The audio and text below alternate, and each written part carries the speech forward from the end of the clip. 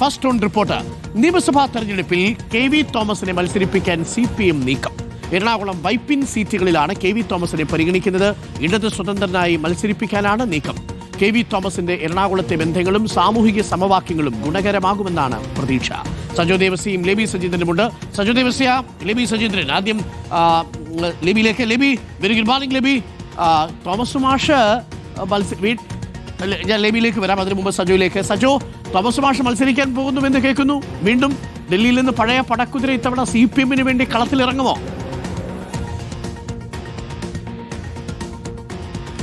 Doctor Arunkumar, very good morning. KV Thomas കോൺഗ്രസിൽ നിന്ന് ഇടത് ക്യാമ്പിലേക്ക് എത്തിയ ആളാണ്. ഇപ്പോൾ സംസ്ഥാന സർക്കാരിന്റെ ഡൽഹിയിലെ പ്രത്യേക പ്രതിനിധിയുമാണ്.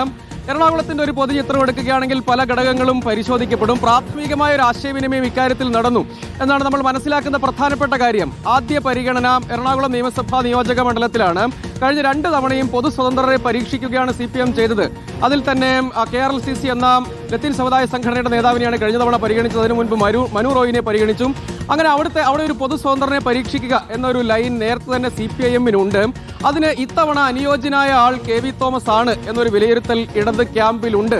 അദ്ദേഹത്തിനും അതിൽ സന്നദ്ധതയുണ്ട് എന്ന് നമ്മൾ ഈ ഘട്ടത്തിൽ മനസ്സിലാക്കുന്നു. പക്ഷേ അത് പലതരം ചർച്ചകൾ പ്രോസസ്സിലൂടെയൊക്കെ കടന്നു പോകണം. അങ്ങനെയെങ്കിൽ വലിയ ഒരു മത്സരം എന്ന് തന്നെ അതിനെ വിലയിരുത്തേണ്ടിയും വിശേഷിപ്പിക്കേണ്ടിയും വരും. അദ്ദേഹം കളത്തിലേക്ക് ഇറങ്ങുകയാണെങ്കിൽ എറണാകുളത്ത് അനുയോജ്യമായ ഒരു സീറ്റിൽ KV തോമസിനെ മത്സരിപ്പിക്കുക എന്നൊരു ആലോചനയാണ് CPIM കേന്ദ്രങ്ങളിൽ നടക്കുന്നത് എന്നതാണ് പ്രധാനമായും പരിഗണിക്കുന്നത്. എറണാകുളം നിയമസഭാ നിയോജക മണ്ഡലം കൂടാതെ വൈപ്പിനിൽ KM ഉണ്ണികൃഷ്ണനെ മാറ്റി എന്തെങ്കിലും ഒരു പരീക്ഷണത്തിലേക്ക് പോകേണ്ട സാഹചര്യമുണ്ട് എങ്കിൽ പല ഘടകങ്ങളും പരീക്ഷിക്കേണ്ടതുണ്ട്. ഇക്കുറി വിജയസാധ്യത മാത്രം പരിഗണിക്കുക എന്ന ആലോചനയുണ്ട്.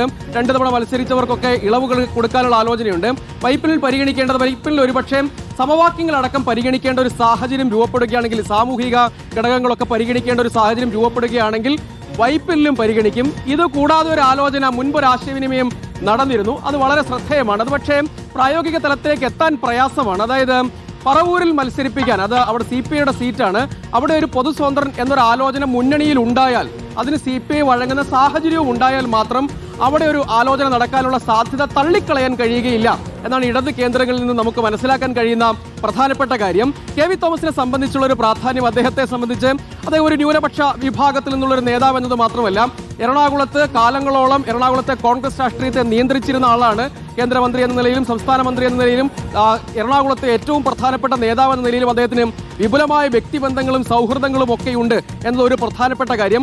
മറ്റൊന്ന്, ഒരു ക്രൈസ്തവ വിഭാഗത്തിൽ നിന്ന്, പ്രത്യേകിച്ച് ലത്തീൻ വിഭാഗത്തിൽ നിന്നുള്ളൊരു നേതാവ് എന്ന നിലയ്ക്ക് അദ്ദേഹത്തിന് സമാഹരിക്കാൻ കഴിയുന്ന സാമൂഹിക ബന്ധങ്ങൾ വോട്ടായി മാറുകയാണെങ്കിൽ അത് തുണയാകും എന്നൊരു പ്രതീക്ഷ. ഇതൊക്കെയാണ് KV തോമസ് അനുകൂലമായ ഘടകം എന്ന് മാത്രമല്ല, മുഖ്യമന്ത്രിയുമായ അടക്കം വ്യക്തിപരമായ സൗഹൃദം അദ്ദേഹം പുലർത്തുന്നുമുണ്ട്.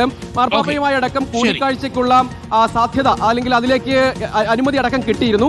അതിനുള്ള നീക്കവും നടത്തിയത് KV തോമസ് ആണ്. സ്വാഭാവികമായും അദ്ദേഹത്തെ പരിഗണിക്കാനുള്ള സജീവമായ ആലോചനയാണ് ഇടത് ക്യാമ്പിൽ നടക്കുന്നത്. ശരി, ലെബി സുചീന്ദ്രൻ, KV തോമസ് മാഷിനെ കളത്തിലിറക്കുമ്പോൾ ലത്തീൻ വോട്ടടക്കം ചില സാമുദായികമായിട്ടുള്ള ചില കണക്കുകൂട്ടലുകളൊക്കെ CPM-ന് ഉണ്ടാകുമല്ലോ. നമുക്ക് ഏകദേശം ഉറപ്പിക്കാൻ പറ്റുന്ന നിലയിലാണോ തോമസ് മാഷ് മത്സരിക്കാൻ തയ്യാറാണല്ലോ അല്ലേ? CPM അങ്ങോട്ട് പറഞ്ഞാൽ മത്സരിക്കുന്നെങ്കിൽ സ്വതന്ത്രനായിട്ടായിരിക്കും മത്സരിക്കുക, പാർട്ടി ചിഹ്നത്തിലായിരിക്കില്ല. അങ്ങനെയല്ലേ? Good morning. Good morning doctor Arun. തീർച്ചയായും പാർട്ടി ആവശ്യപ്പെടുകയാണെങ്കിൽ KV തോമസ് മത്സരിക്കുക തന്നെ ചെയ്യും. ഏതായാലും അതിന്റെ ഒരു സാധ്യതയൊക്കെയാണ് ഇപ്പോൾ തുറക്കുന്നത്. KV തോമസിനെ സംബന്ധിച്ചിടത്തോളം ഒരു കാലത്ത് എറണാകുളത്തെ ഏറ്റവും പ്രധാനപ്പെട്ട കോൺഗ്രസിന്റെ മുഖമായിരുന്നു. എറണാകുളത്തേതെന്ന് മാത്രമല്ല, സംസ്ഥാനത്ത് തന്നെ ഒരു മുഖമായിരുന്നു. 84-ലാണ് അദ്ദേഹം ആദ്യമായി പാർലമെന്റ് മത്സര രംഗത്തേക്ക് വരുന്നത്. അന്ന് സേവ്യർ അറക്കലിനെ മാറ്റേണ്ട ഒരു രാഷ്ട്രീയ സാഹചര്യം വരുന്നു. അന്ന് ലീഡർ K കരുണാകരൻ തന്നെയാണ് അന്ന് SH കോളേജിലെ തേവര SH-ലെ കെമിസ്ട്രി അധ്യാപകനും DCC ജനറൽ സെക്രട്ടറിയുമായ KV തോമസിനെ അന്ന് പാർലമെന്റിലേക്ക് മത്സരിപ്പിക്കുന്നത്.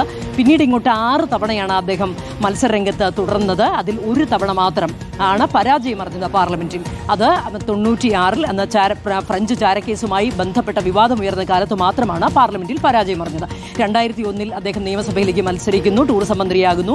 2006-ൽ നിയമസഭയിൽ വീണ്ടും വിജയിച്ചു കയറുന്നു. 2009-ൽ പാർലമെന്റിലേക്ക് തിരിച്ചു വരുന്നു. അന്ന് സത്യത്തിൽ കേരളത്തിൽ നിന്ന് പോയ പേര് KV തോമസിൻ്റെതായിരുന്നില്ല. അന്ന് സോണിയാഗാന്ധിയുടെ ഒരു പ്രത്യേക താല്പര്യം കൊണ്ടാണ് അന്ന് ഹൈക്കമാൻഡ് മത്സരിക്കാൻ അനുമതി നൽകുന്നു. അന്ന് അദ്ദേഹം മത്സരിച്ച് വിജയിക്കുന്നു. അന്ന് സിന്ധു ജോയിയാണ് പരാജയപ്പെട്ടത്. അന്ന് അദ്ദേഹം കേന്ദ്ര ഭക്ഷ്യ സഹമന്ത്രിയാകുന്നു, സ്വതന്ത്ര ചുമതലയുള്ള സഹമന്ത്രിയാകുന്നു. അന്ന് ഭക്ഷ്യ സുരക്ഷാ ബില്ലൊക്കെ കൊണ്ടുവന്ന് വലിയ കയ്യടി നേടുന്നു. പിന്നീട് 2014 വിജയിച്ചു കയറുന്നു. 2019 വന്നപ്പോഴാണ് ഹൈബീഡിനെ മത്സരിപ്പിക്കുന്നു. അന്ന് ഈ തിരഞ്ഞെടുപ്പിൽ നിന്ന് ഹൈക്കമാൻഡ് അതിന്റെ പേര് വിട്ടുന്നു തോമസ് മാഷിനെ അടുത്ത് അതൃപ്തി രൂപപ്പെടുന്നു. അനുനയിപ്പിക്കുന്നതിന്റെ ഭാഗമായി ഡോക്ടർ അരുൺ 2020 അദ്ദേഹത്തിനെ ഇത്തരത്തിൽ വർക്കിംഗ് പ്രസിഡന്റ് ആക്കുന്നത് KPCCയുടെ. എന്നാൽ 2021 വർക്കിംഗ് പ്രസിഡന്റ് സ്ഥാനത്ത് നിന്ന് മാറ്റുന്നു, CPM-ലേക്ക് അടുക്കുന്നു. ഇപ്പോൾ ഒരു കാര്യം കൂടി ചേർത്ത് പറഞ്ഞുകൊള്ളട്ടെ. മാർച്ച് 4 വത്തിക്കാനിൽ മുഖ്യമന്ത്രി അടക്കമുള്ള 16 പേരുടെ പ്രതിനിധി സംഘത്തിന് ക്ഷണമുണ്ട് വത്തിക്കാനിലേക്ക്. അന്ന് മുഖ്യമന്ത്രിക്കൊപ്പം KV തോമസും പോകുന്നുണ്ട്. ഇതിനൊക്കെ അദ്ദേഹം നേതൃത്വം വഹിക്കുന്നതും ഈ ചർച്ചയ്ക്ക് നേതൃത്വം വഹിച്ചതും KV തോമസ് ആണ്.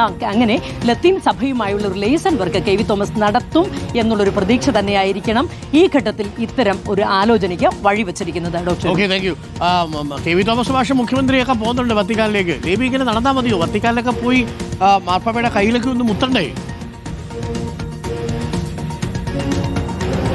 തീർച്ചയായിട്ടും എനിക്കൊരു പ്രാവശ്യം ഒന്നും അനുമതി തന്നിട്ടുണ്ടെങ്കിൽ പോയി വന്ന് മാർപ്പാപ്പയെ കാണാൻ അനുഗ്രഹം തേടാനൊക്കെ സന്തോഷമേ ഉള്ളൂ. ഒരു തവണ ഒരു അനുവാദം തരിക ഡോക്ടർ അരുൺ. അപ്പൊ ശരി, okay, thank you Levi Sajeendran, thank you. അപ്പോൾ പ്രിയപ്പെട്ട പ്രേക്ഷകരെ, പറഞ്ഞത് പണിയായോ എന്നുള്ളതാണ്.